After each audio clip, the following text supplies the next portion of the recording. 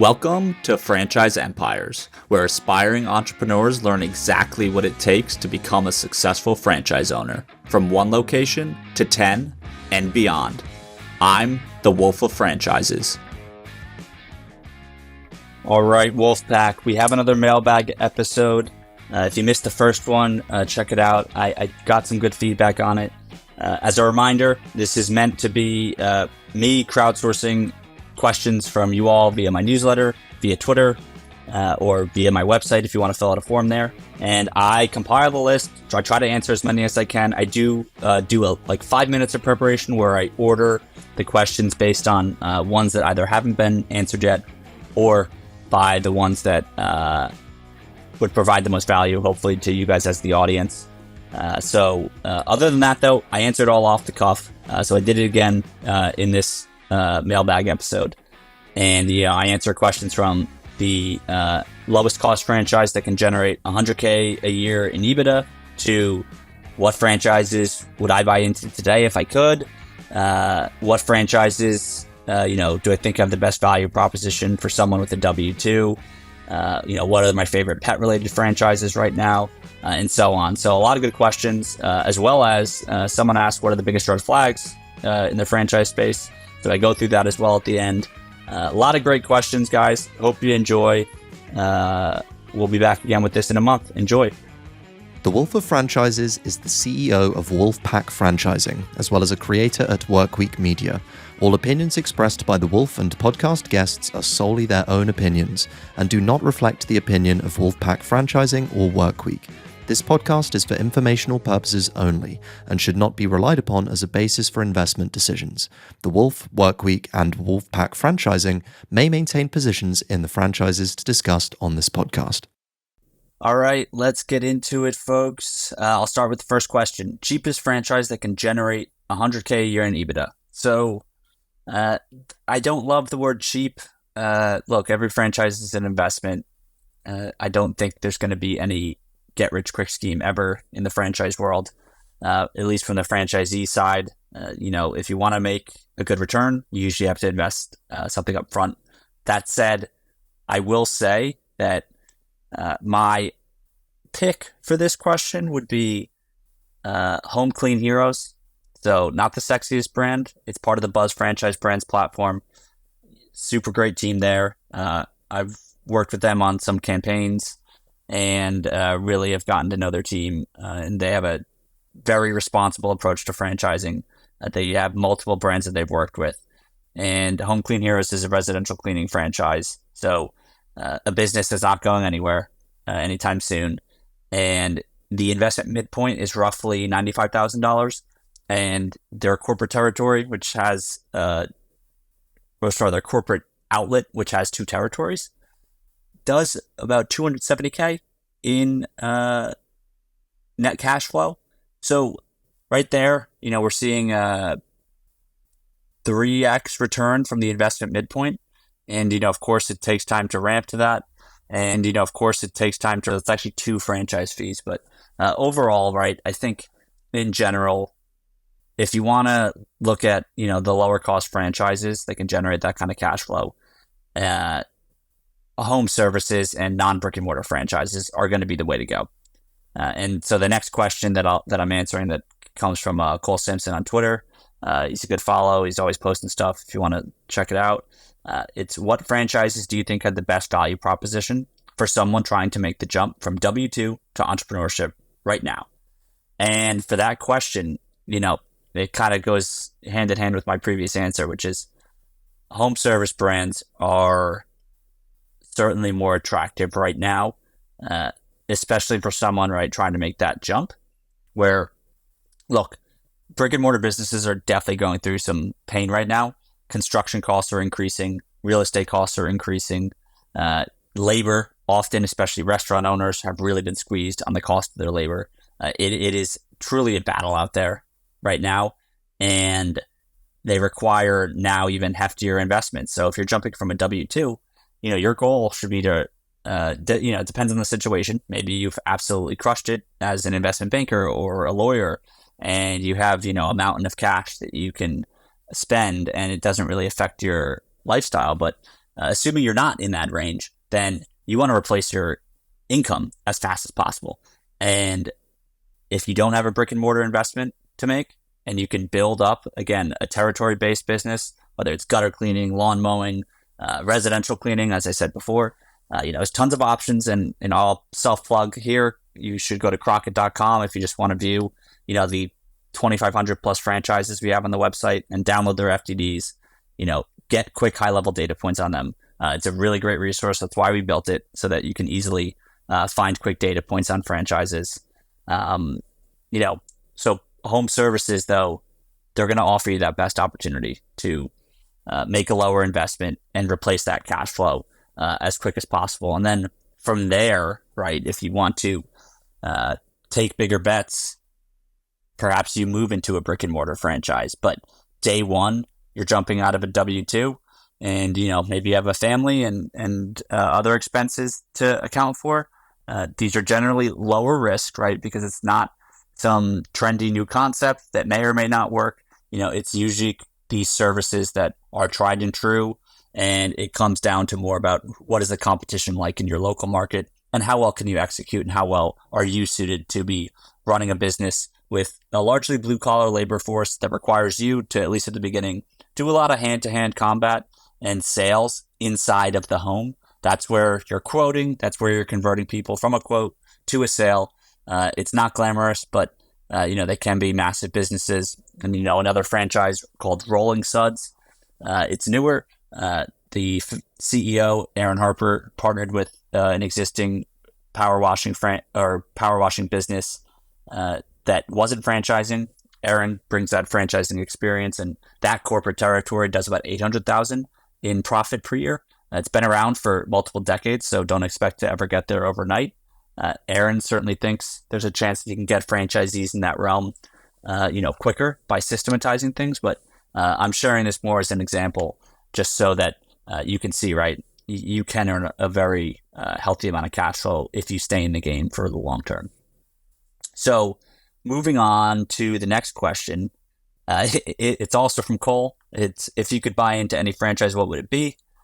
I'm going to keep this one close to the chest, so I will acknowledge the question. I appreciate the question. I'm not going to answer it for a few reasons. One, I don't want to set off an accidental buying frenzy, which I've done before. I have promoted, by promote, I mean just organically talking about franchises on Twitter or in my newsletter, which, I started this newsletter and Twitter account back in July of 2021, just by talking about franchises that I thought were interesting. And as I've continued to do that, the followers and subscribers have grown quite a bit. And so now I do have to be more responsible, where I have to recognize the fact that if I talk about a brand, sometimes a lot of people will go and actually buy it. It's happened a few times. And I don't want to necessarily do that, especially if I'm looking to potentially buy it, which in this case, there are a few on my short list. So, I wouldn't want to sell out the territory on myself. And so perhaps later in the year, I'll have some announcements on this front. But for now, appreciate the question. I'm going to keep that one close to the chest, though. So next question. Is there a strategy shift for owning 1 to 2 locations versus 4 to 5 locations? How much more overhead is needed? So the second part on the overhead definitely varies right on the brand, in the industry. Fast food general manager might cost more, than a GM in home services or in fitness. It really varies. There's also obviously kind of operator decisions you can make on, do you maybe put some trust in a younger employee who has less experience because you can get a break on price, meaning you can pay them less because they don't have the experience, but maybe you think they have the potential and you can coach them and you arbitrage the situation a bit. I think that's pretty risky. A lot of times it doesn't work out, but I have seen people do that successfully, versus just paying for a seasoned GM who you're poaching from another company, and maybe you're just going to pay him 10 to 15% more to move the needle enough. So there's a few variables there for the overhead of this, but in general, the strategy shift from 1 to 2 locations versus 4 to 5, and I'm largely gathering this based on the dozens and dozens of conversations I've had with franchisees on the podcast. is that from 1 to 2 to 4 to 5, you begin hiring, either hiring directly for or paying, let's say, agencies for specific departments that you will no longer oversee directly. Meaning, let's just use marketing as an example. And a good resource for this question is actually podcast season 1 with Gavin. Gavin, I apologize if you're listening to this. I'm forgetting your last name. Awesome guy. He's a franchisee in Ireland of the F45. But I believe I asked him this exact question because he built 6 F45 locations in Ireland pretty quickly.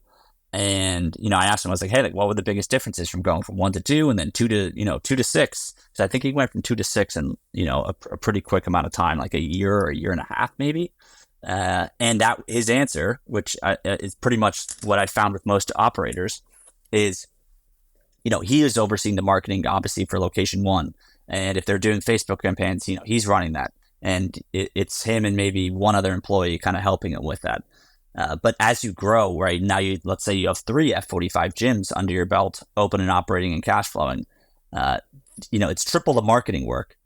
But now you have the cash flow where you don't necessarily, as those locations grow, the responsibilities of the operator grows and the task list and to-do list is a lot bigger. So Gavin found it very helpful where he could now afford an agency, and most agencies probably cost $5K a month, or so some retainer. It completely varies based on the amount of ad spend that they're going to be doing, and a lot of other factors. But let's just pretend that it's a smaller operation. You only have to pay $45K a month retainer for this marketing agency, and they're going to do the creative and run all the campaigns for you to drive customers to your stores. Or to get email list signups, which then, you send them some special offer.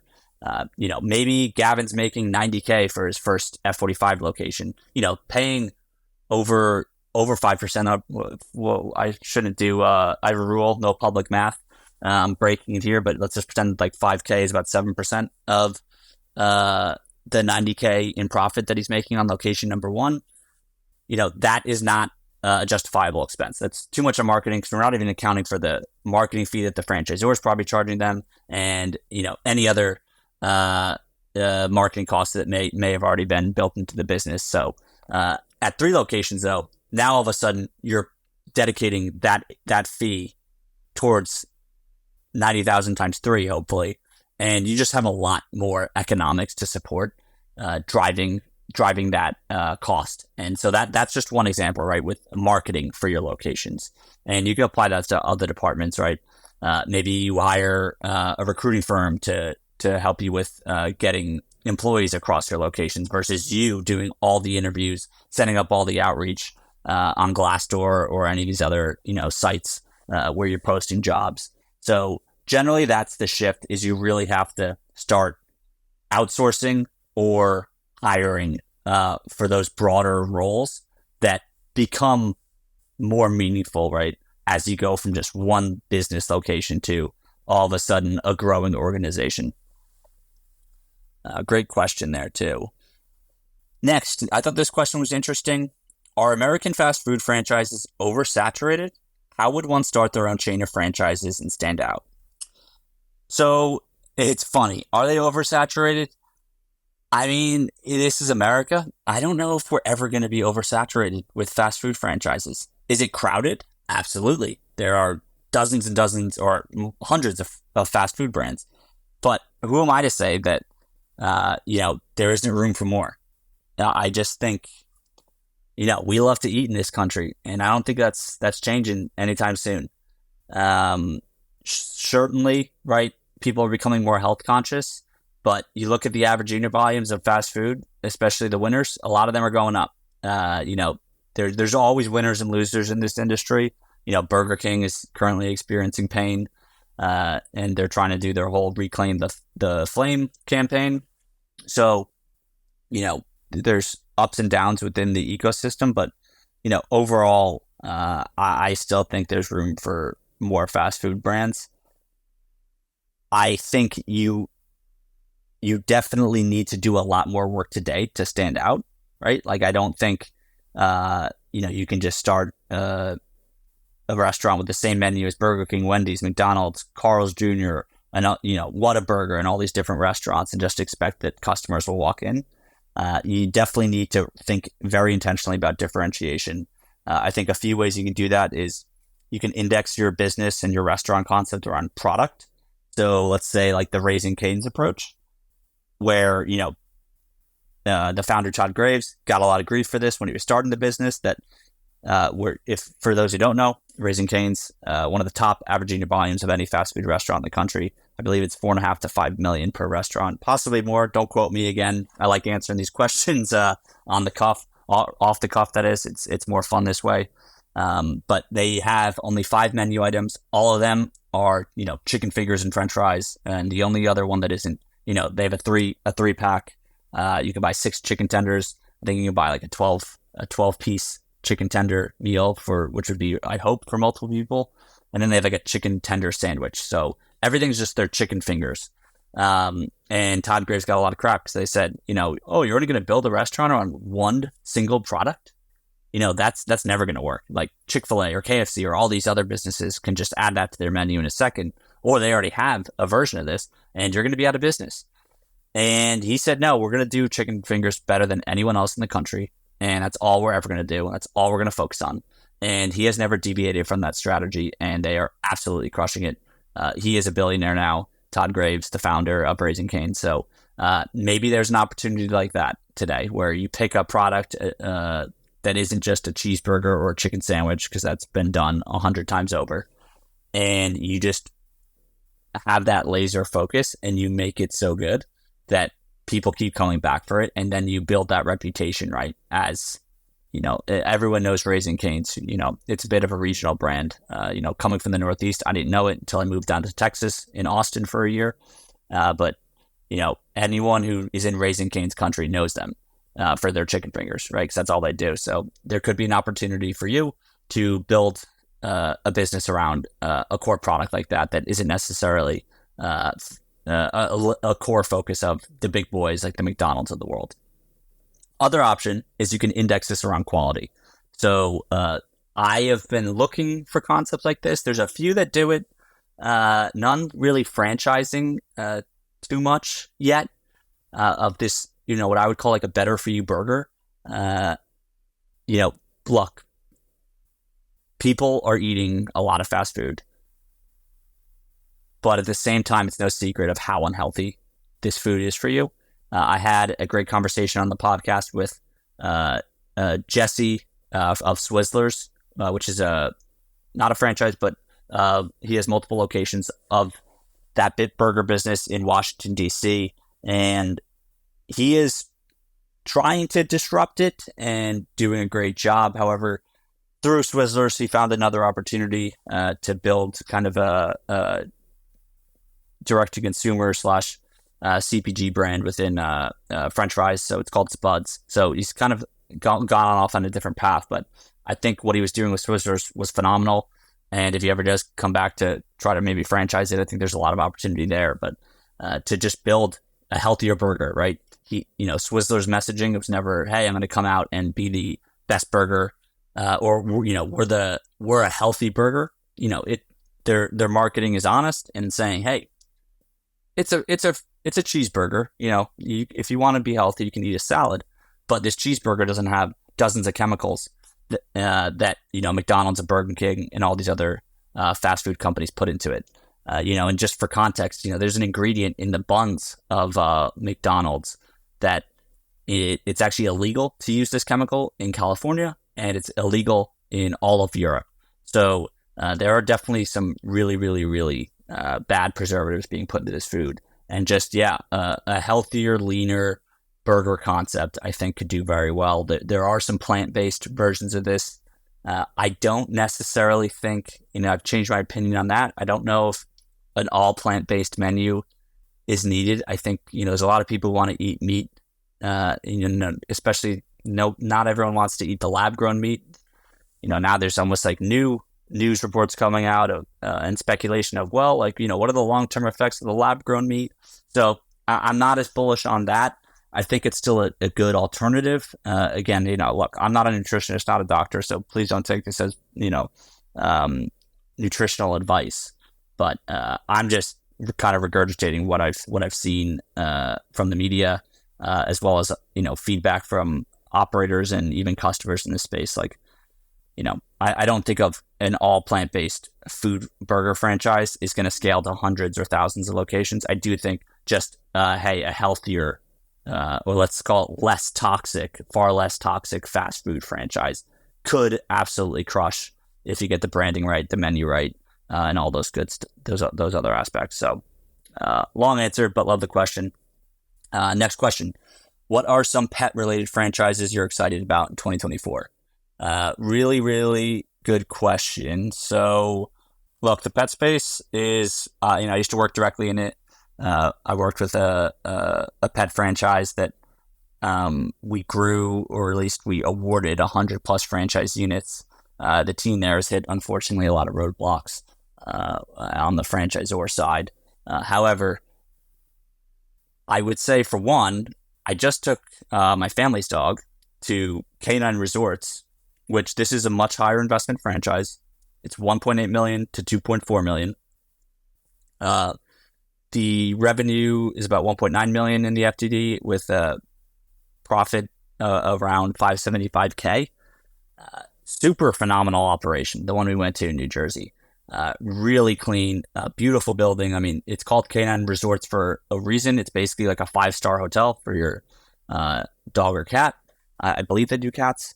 I could be making that up, but it was just really amazing. And not to throw shade, but we went to a Camp Bow Wow in New Jersey, and it smelled horrible. Our dog came back very off, let's say, and he ended up having some medical issues after the visit, which could have just been bad luck. So I'm not saying there was this location's fault, but the whole experience, right, from just the where the location was, the quality of the interior and the exterior, and again, a very gross scent, not a clean building at all, and just rubbed us all the wrong way. And comparing that to now Canine Resorts, where our dog Chief has been 3 times.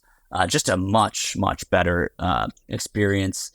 And, from the cleanliness of the floor and the painting, these are all aspects that just make you feel better about leaving your pet, for multiple days when you're on vacation or away for a weekend. So, and I, of course, just had to check out the FTD, and I was very impressed by the numbers. Again, bigger expense to build, so that's not for everyone. It's only for the higher net worth individuals. But to me, they're operating a space where not many dog daycare brands are building, businesses of that scale and that quality. So I think it's a really, really interesting concept. I'll add to that, though, Scent Hound is phenomenal. They've been growing a lot. They've got multiple hundreds of locations sold. So, the core markets may be sold out depending on where you live, but really, really awesome concept in the pet wellness space. They do, dog care and grooming services, but the founder, Tim Vogel, was on the podcast. I highly recommend you just searching for that episode on Spotify or wherever you listen to podcasts. Again, it's Tim Vogel of Scent Hound. You can learn all about the concept. Their numbers are solid, but I just think it's a concept that's set up for longevity. And Tim's got a really interesting viewpoint and long-term perspective on what pet owners care about. And he's very much building Scent Hound and all their franchisees to be able to capitalize on that, and basically be the ultimate wellness stop for a pet owner who, dog owners and cat owners really, really care about their pets more, today than perhaps in the past. And it's treated as a member of the family. So I'd say Canine Resorts, Scent Hound, and then another dog daycare brand, Houndstown, I thought is also pretty interesting. Really good, pretty solid numbers in the FTD.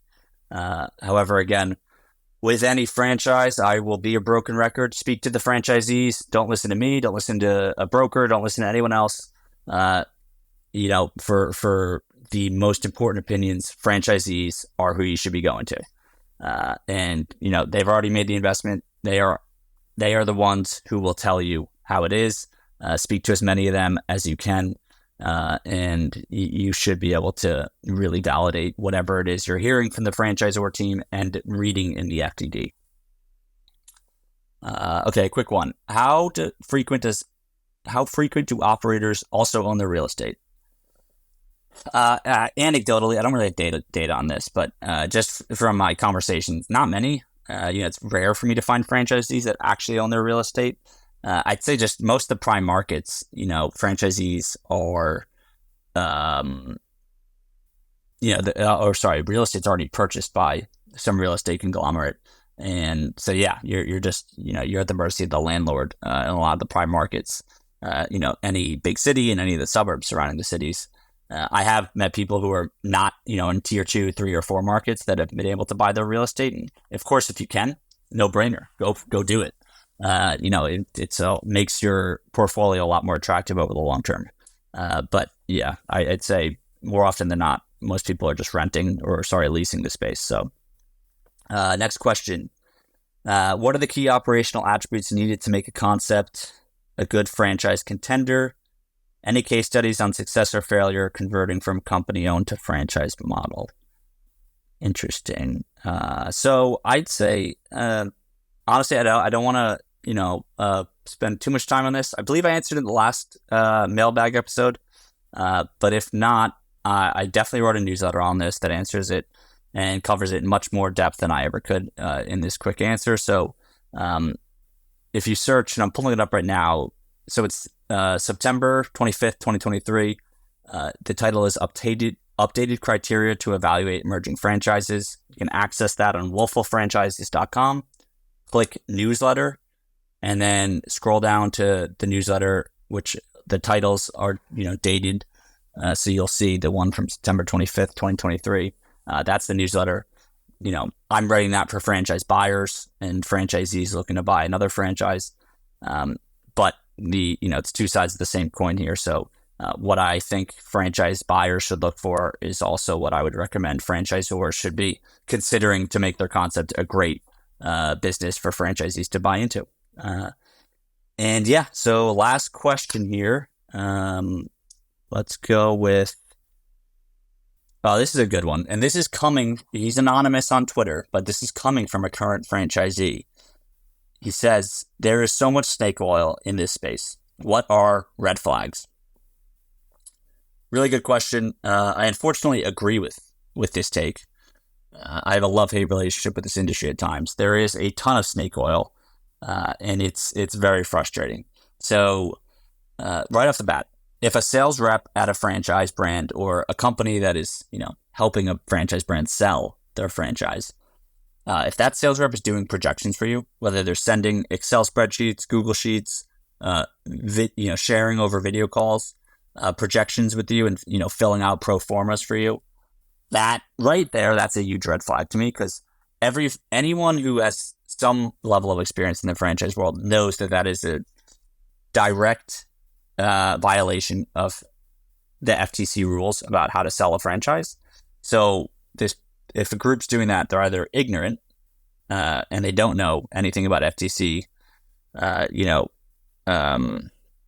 complying with FTC law, or, and this is the more likely scenario, they do know and they just don't care. And why, would they basically leave themselves liable to being sued pretty extensively in the unfortunate event if a franchisee performs really poorly and maybe they feel like they were misled? Franchise sales reps will do that because it increases their chances of closing a deal, getting commission for them and for the company that they work for. So that's why it happens. And there are some bigger organizations out there in the franchise world that this is a part of their sales process. And to me, it just shows a very short-sighted view on franchising, where it's optimizing as much as possible for the sale of a franchise. And again, not optimizing for what actually matters and what makes this business model work, which is franchisees becoming profitable and being able to build businesses that last. That's how the royalty stream for a franchisor gets bigger and can survive and continue to grow. So right off the bat, projections are a big red flag to me. Along with that, anything advertised directly as a semi-absentee or absentee model. Obviously, like, I've had a bunch of franchisees on my podcast who build to become semi-absentee owners. But you cannot just start a business as semi-absentee. So anyone advertising that, it's all for just maximizing and optimizing for clicks. It's a red flag to me as well. Beyond that, there's a lot of tactics that I think sales reps use. I'd say if there are, some classic ones, incentives for making a quicker decision. Hey, we can expand your territory and discount your fees if you sign by the end of the week. That's a big red flag, right? They should not be using time and anything like that to pressure you into making a quicker decision. Also, the classic one that a lot of franchises use is, they say that your city or your market is on their short list, right? For a desired territory, a line like, hey, we're actively trying to open our concept in, and then parentheses, it's your city, whatever that is. And they're just sending that to every single candidate. So most franchises, 99% of them are not actually having some strategic growth plan where they're actively looking at specific markets. Like, yes, every brand wants to grow in New York, Chicago, LA, Dallas, Austin, name it, think of any big city, everyone wants to grow there. And so this is just a tactic to make it sound like, that time is of the essence and that this is a really, really special opportunity. So that's another red flag. I'd also say if they're using someone else who's maybe interested in your territory, while that can sometimes be true, sometimes it's not. Sometimes it's just pure fluff made up out of thin air. But it can be true. There can absolutely be two candidates in the same market looking at a franchise. But it should never be used to apply pressure or affect your decision making. So again, I just think franchisors that do this aren't being respectful of you, of the decision that you're evaluating, making, and especially that the decision is not just a single decision; it affects you and your whole family. The financial decision, but also the time investment, what you're going to be doing with your life, frankly, for the next 3 to 5 to 10 years, if you buy a franchise. So something like that should never be used against you. I'd also say just general inability to answer questions directly, right? If you ask a simple question and it's just, a 5-minute response that leaves you scratching your head,